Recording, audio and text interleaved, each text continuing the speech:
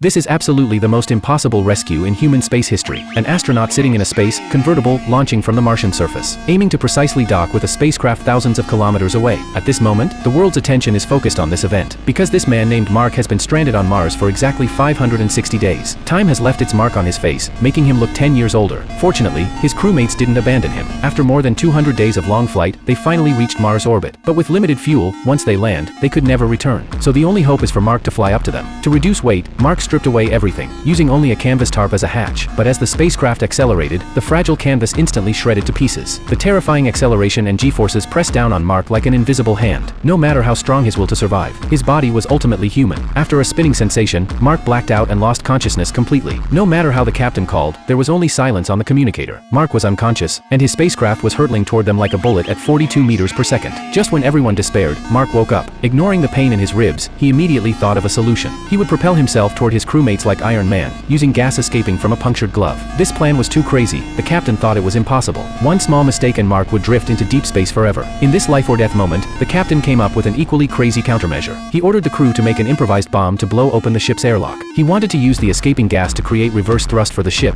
This would reduce the speed difference between them and Mark. The explosion occurred as planned, violently shaking the ship. The risky move worked, bringing their relative speed to a manageable range. But the explosion's thrust also pushed them further apart. Now over 300 meters of vacuum separated them, their final obstacle. To cross these last 300 meters, the captain tied himself to a safety line and reached out. However, the rope wasn't long enough. In this desperate situation, it was all up to Mark. Without hesitation, he stabbed his spacesuit with a knife, using the escaping oxygen to turn himself into a human propulsion system. He carefully controlled his direction, flying toward the ship, but moving too fast, he missed the captain's outstretched hand and flew past. In this heart-stopping moment, Mark desperately grabbed the end of the rope, the tremendous pull stopping him. Then the two men struggled to close the distance in space, finally embracing tightly. In Earth's command center, long-suppressed cheers and applause filled the hall. After surviving alone on Mars for over 500 days, Mark finally saw his fellow humans again. This impossible rescue became an immortal legend in human space exploration history.